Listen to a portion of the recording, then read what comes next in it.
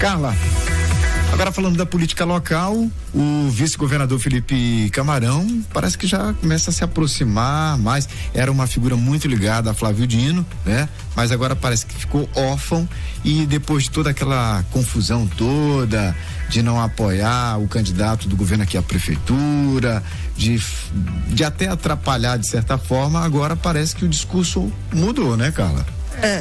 Alguns movimentos indicam isso, né, Gleidson? De que o Felipe Camarão, ele quer essa reaproximação ali com o Palácio dos Leões, vendo algo que já tinha sido dito para ele, que tá mais próximo de Brandão, e assim conseguir que o acordo de 2026 seja mantido, né? Seja cumprido, como eles gostam de dizer.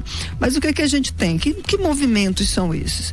Primeiro, o Felipe Camarão deu aquela forçada interna dentro do PT para que uma resolução da executiva estadual fosse feita dizendo que o PT tem candidato a governo em 2026, e esse candidato é o Felipe Camarão.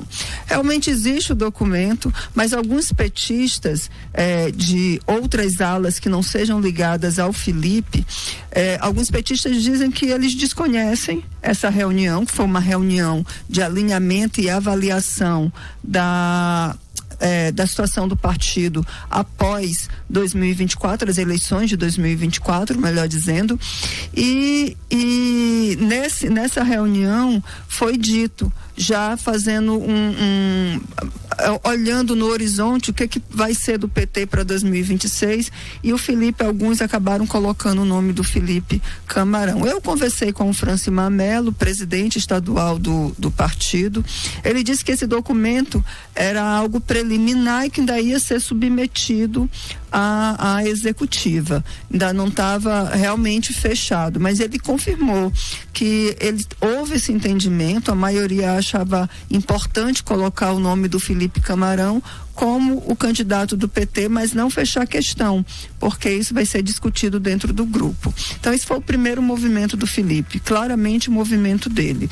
O segundo é que nas entrevistas que ele tem dado, ele tem dito que ele quer ser o candidato ao governo do Brandão e quer que Brandão seja o seu candidato ao Senado, deixando bem claro aí que... Aí a chapa ficaria então o Everton, Brandão para o Senado.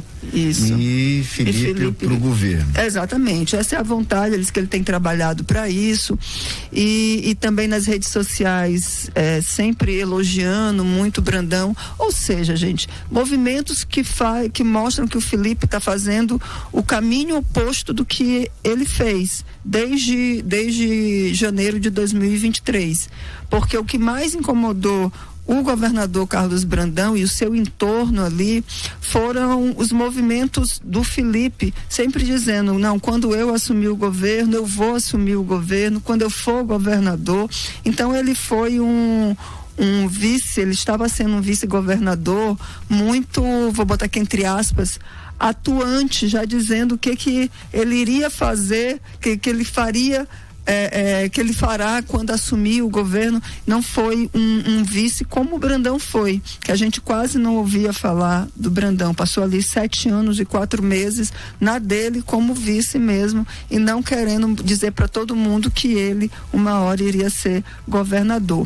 Foi um dos pontos, fora os conflitos internos ali administrativos relacionados à educação, que teve sim, e também as posturas políticas essas muito ligadas ao ministro Flávio Dino, porque tem outros membros também desse grupo mais ligado ao Dino. Tem o Carlos Lula, tem o Rodrigo Lago, o próprio Otelino foi o que esticou a maior parte do tempo a corda, e os meninos acabaram indo atrás dele. E eu digo isso atrás porque pro Otelino a situação dele é extremamente confortável, porque ele tem uma esposa senadora e vai ter ela vai ser senadora até 2030.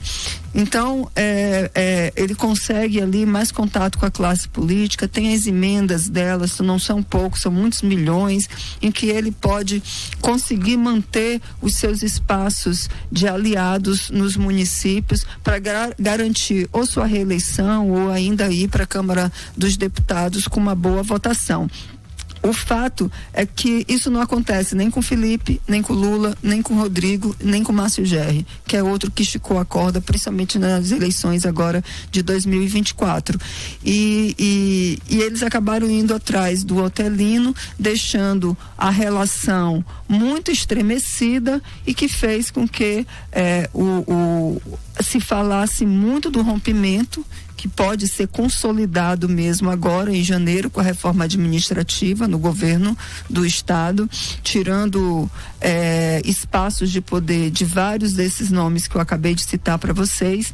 E por fim, Gleidson, a não saída do Carlos Brandão do mandato, né, para disputar as eleições de 2026. No Palácio dos Leões se falam apenas de 2 possibilidades do Brandão sair. Ele saindo desde que o Felipe saia para disputar a vaga de deputado federal, por exemplo, e o Felipe já disse que não faz isso. Ou então, se um acordo for costurado lá em cima com o Lula, com o presidente Lula chegar e falar para o Brandão que tem interesse do Felipe Camarão ser o governador, mas, claro, dando as garantias necessárias que o grupo Brandão, claro, vai querer. Isso é um acordo com o presidente Lula, não passando pelo Felipe, somente nessas 2 possibilidades. Fora essas 2 possibilidades, eles são muitos palacianos, eles são muito taxativos em dizer que Brandão não sai em abril de 2026.